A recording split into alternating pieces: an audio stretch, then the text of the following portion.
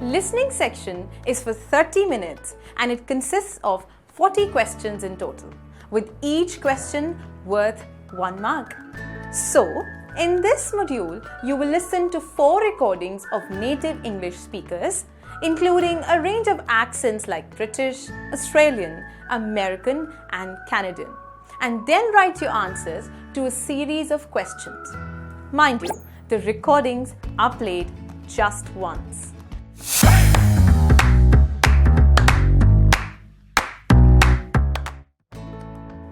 Hi all, this is Manisha Narang and welcome back to Leverage IELTS, brought to you by Leverage Edu, your trusted study abroad expert. The mock will begin in a minute now. Hope you will do well. See ya. Section 1. You will hear a man called Ken talking on the phone to a friend called Liz about holiday accommodation.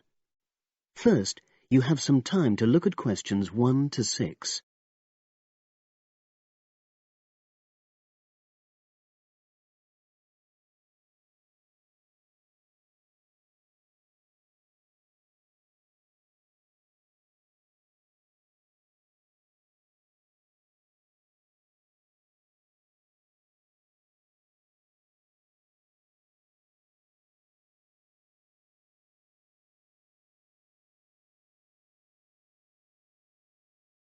You will see that there is an example which has been done for you. On this occasion only, the conversation relating to this will be played first.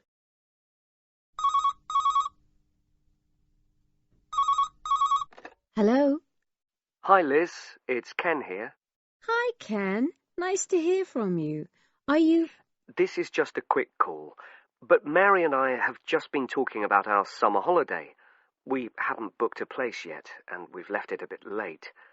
We were just wondering if you know of any holiday rentals in your area. It's so nice there. Well, yes. I can think of 2 or 3 places that are very nice. What dates have you got in mind? The 10th of July to the 22nd of July. Ken says that they need accommodation from the 10th to the 22nd of July. So the 10th to the 22nd of July has been written in the space. Now we shall begin. You should answer the questions as you listen, because you will not hear the recording a second time. Listen carefully and answer questions 1 to 6.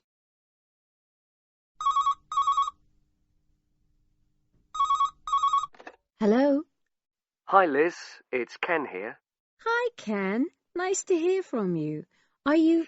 This is just a quick call, but Mary and I have just been talking about our summer holiday.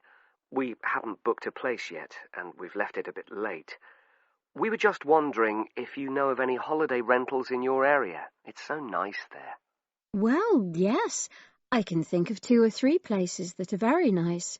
What dates have you got in mind? The 10th of July to the 22nd of July. Oh, yes. That is quite soon, isn't it? Well, there's a place near here called Moonfleet. Is that MOONFLEET? That's right. It's quite a rural location, and it's next to the owner's house, but it's got fields all around it, so it's very pretty. Sounds okay. Can you tell me a bit more about it? Well, it's an annex to the owner's house, and it's an apartment with 2 bedrooms and an open-plan living area. Well, I like the sound of it. Is there anything we might not like about it? Well, it's quite a distance from the nearest shops, that's all. Okay. And... well, I'll tell Mary, but I don't think she'd mind that. Do you know how you book it? You have to book on the internet. There's a web address. It's www.summerhouses. One word? Yes, then .com. You'll be able to look at a photograph on that. Okay. And what about the others? Where are they? The second one I'm thinking of is called Kingfisher, and that's even more rural. It's a really beautiful location, in fact. It's by the river, and it's got nice views. It overlooks woodland on the other side. Is that an apartment? No, it's a 3-bedroomed house, and that's got a dining room as well as a separate living room and a kitchen. But I expect it's more expensive. You'll have to check the prices. It's probably a bit bigger than we need, but our nephew might be joining us. We're not sure yet. How do you book Kingfisher? You have to phone the owner directly. Shall I give you the number? I've got it here in my phone book. It's 01752 669 218. Right. Before you hear the rest of the conversation, you have some time to look at questions 7 to 10.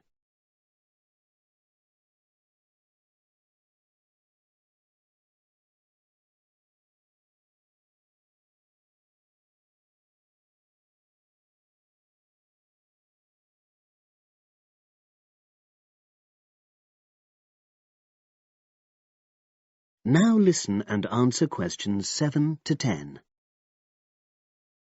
And you mentioned a third place? Yes, there's a house that my sister stayed in last year. It's called Sunnybanks. Nice name. And the location of that one is rather different. It's in the centre of a village, but it's a very small and quaint place. Did your sister like it? Oh, yes. It's by the sea, so her children really loved it. What's the accommodation like? I'm not sure about the number of rooms, because I haven't been in it myself, but I think she said it's quite spacious, and I know it's got its own garden. It's not very big, but it's not shared with anyone else, and it's supposed to be very pretty. Any snags, problems? The only other thing I can think of is that there's nowhere for parking. The streets are too narrow, so you have to leave your car somewhere else and then walk to the house. It's only about 10 minutes away, but... OK. Well, I don't think it matters personally. How do you book it? There's an agent you have to contact. I don't know his details, but I can ask my sister and let you know tomorrow. Thanks, Liz. That'd be great. I'll talk to Mary and see what she says. Thanks for your help. That's okay, Ken. I'll speak to you again tomorrow. I hope you find what you're looking for. That is the end of section 1. You now have half a minute to check your answers.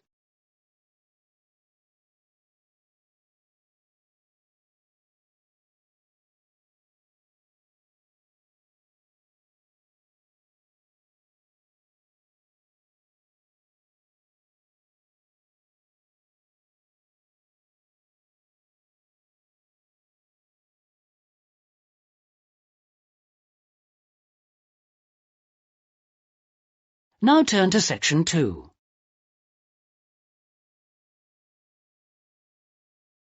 Section 2. You'll hear Jane Hemington talking about this year's summer festival. First, you have some time to look at questions 11 to 14.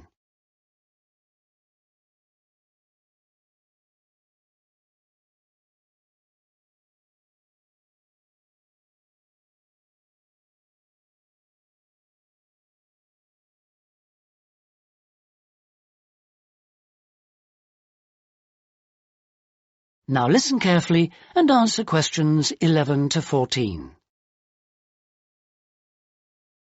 Good evening. And in this week's edition of Focus on the Arts, Jane Hemington is going to fill us in on what's in store for us at this year's Summer Festival. Over to you, Jane. Thank you, Jeffrey. This year, the Summer Festival is the biggest we've ever seen, so there should be something for everybody. This is the third year they've run it, and the timing's slightly different. For the last couple of years, it's been around the 5th to 17th, but this year, they wanted to allow everyone enough time to recover from the 1st of January celebrations, and they've put it at the end of the month. The program has sensational theater, dance, and also a large number of art exhibitions. But the thing the festival is most famous for is its great street music. For today's report, though, Jeffrey, I'm looking at some of the theatrical events that you might like to see. In particular, at this year's theme, circuses. I'm going to tell you about 2 circus performances, but there are plenty of others in the program. I've chosen these because they represent distinct movements within circus performance. The first is the Circus Romano from Italy. As this is a traveling circus, it follows a long tradition by performing in a marquee, which is really like a canvas portable building, usually put up in a green space or car park rather than in a theater or stadium. Before you hear the rest of the talk, you have some time to look at questions 15 to 20.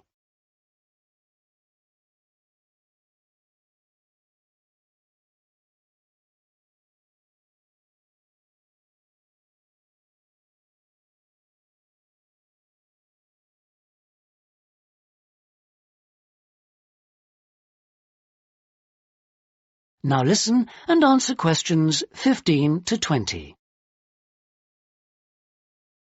In spite of this, Circus Romano isn't at all like the traditional circuses I grew up with. There are no animals, just very talented clowning and acrobatic routines. The show has a lot of very funny moments, especially at the beginning.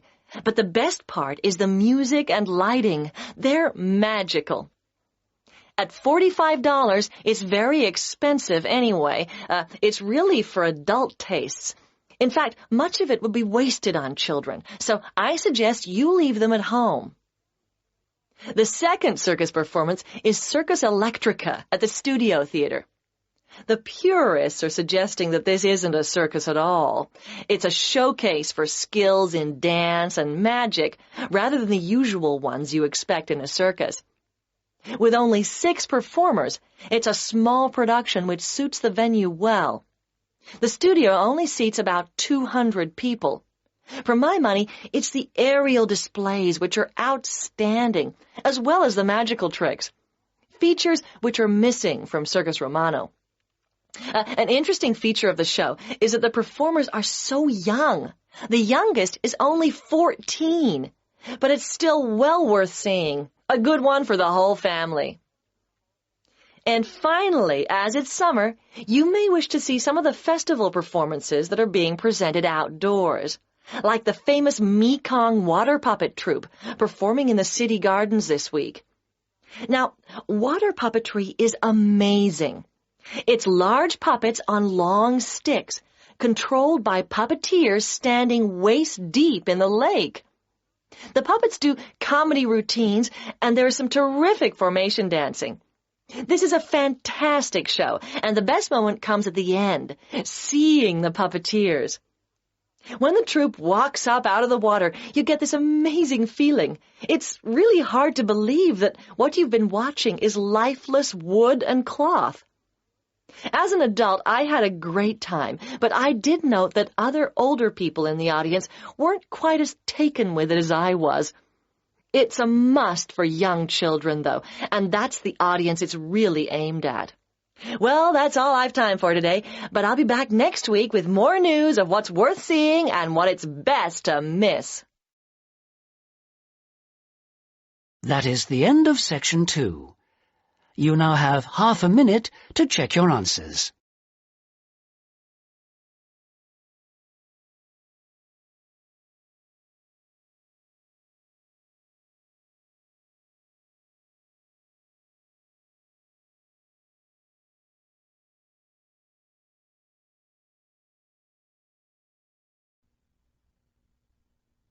Now turn to section 3 on page 203.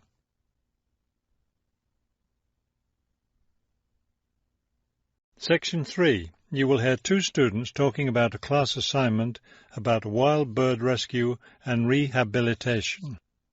First, you have some time to look at questions 21 to 25 on page 203.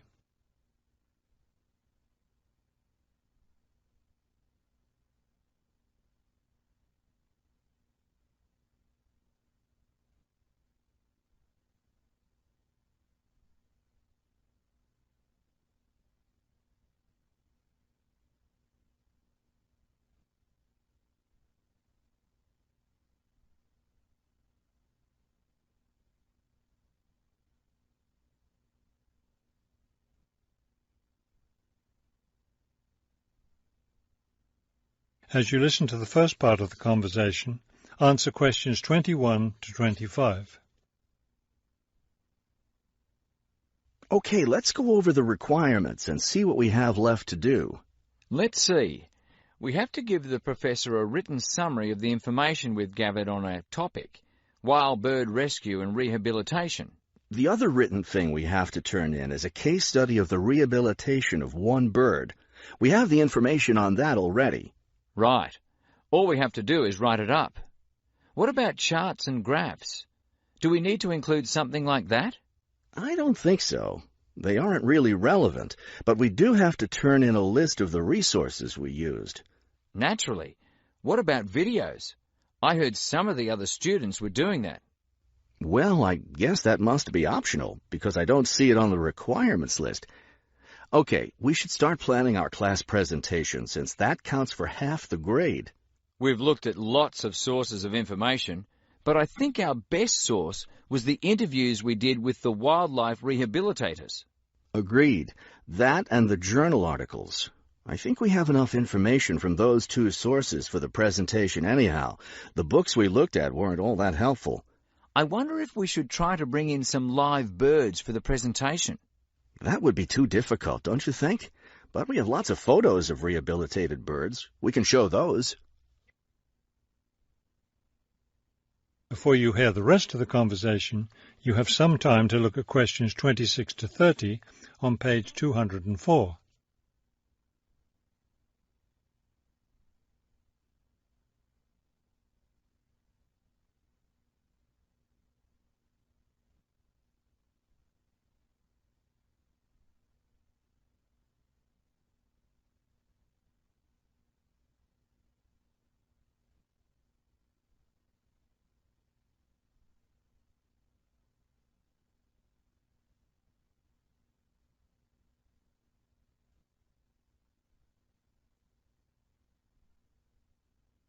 Now listen and answer questions 26 to 30.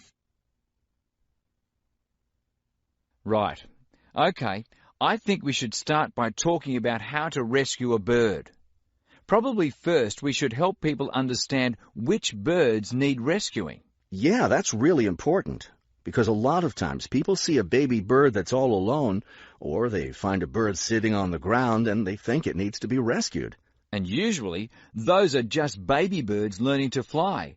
So we should emphasize that people should only attempt to rescue a bird that's clearly injured. For certain kinds of birds, the rescuer needs to wear protective gloves, because some of those birds have sharp claws and can tear your shirt, or worse, injure your face or some other part of your body.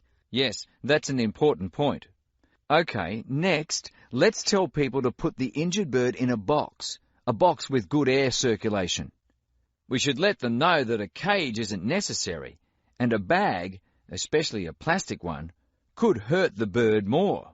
Another thing we need to say is that the best way to help the bird stay calm is not by petting it or talking to it, but by leaving it completely alone.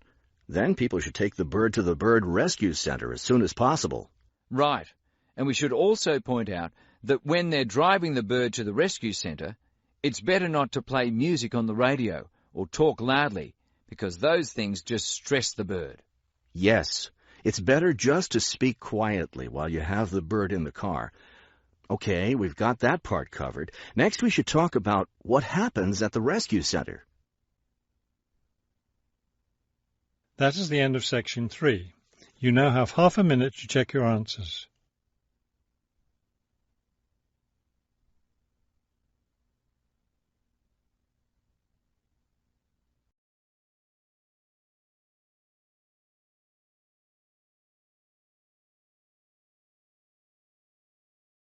Turn to Section 4. Section 4. You will hear a lecturer giving a talk on cochlear implants. First, you have some time to look at questions 31 to 40.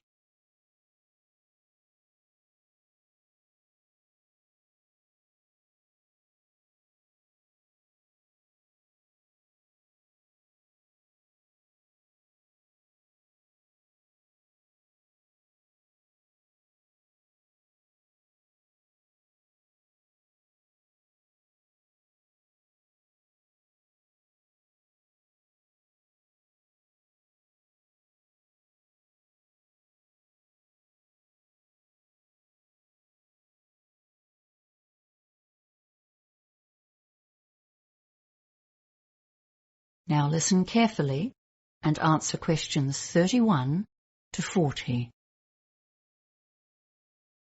The topic for today's lecture is cochlear implants, which are a relatively new form of technology for assisting people who are profoundly deaf. First, let's revise how normal hearing works.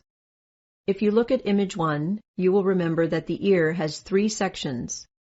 The outer ear, or pinna, picks up sounds, which are then channeled through the ear canal to the eardrum, where they are transformed into mechanical vibrations. These are sent to the cochlea, or inner ear. Inside this snail-shaped tube, there are sensory hearing cells that have a variety of functions. The outer hair cells make soft sounds louder and reduce the volume of louder sounds.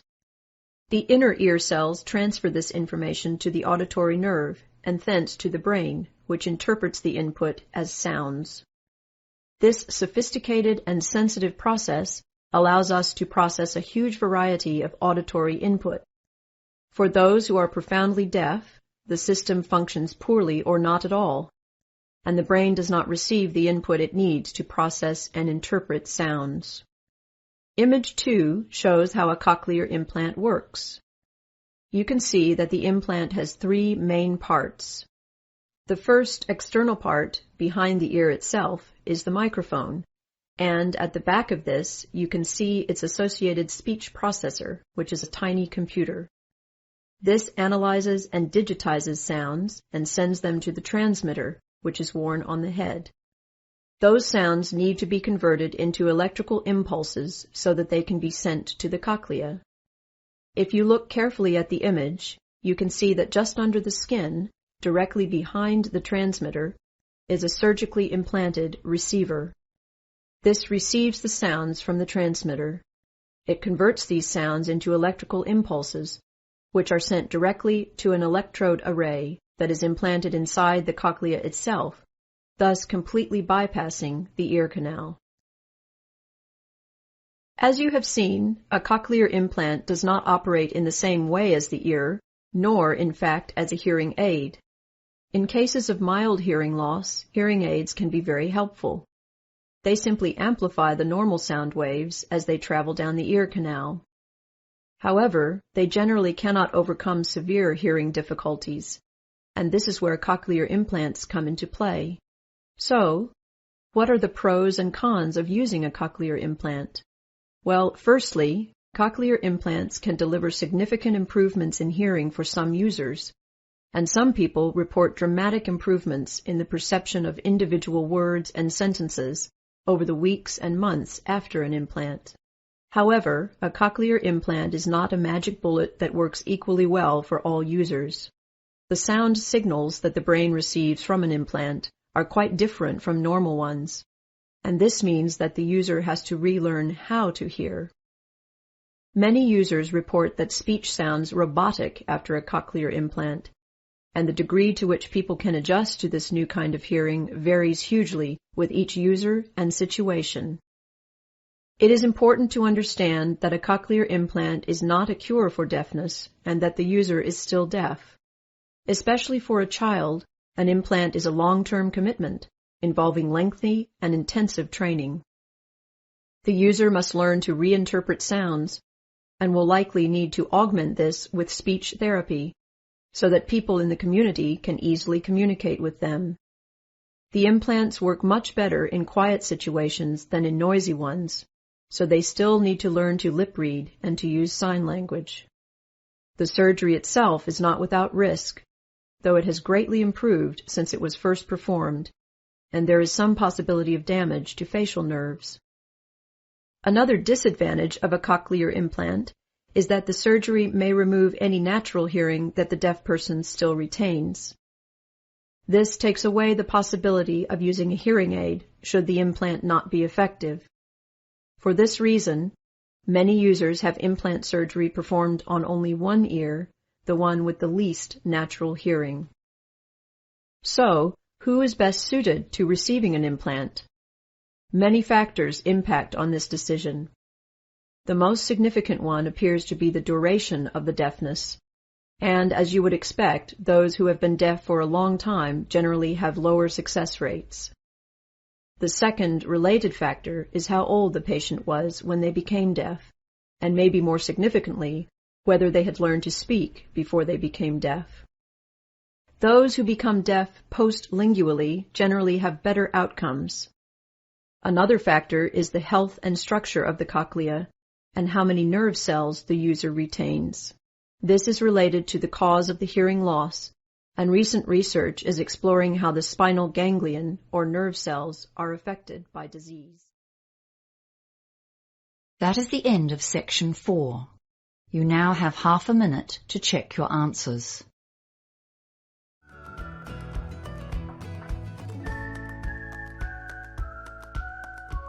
This was the mock, guys. Hope you scored well.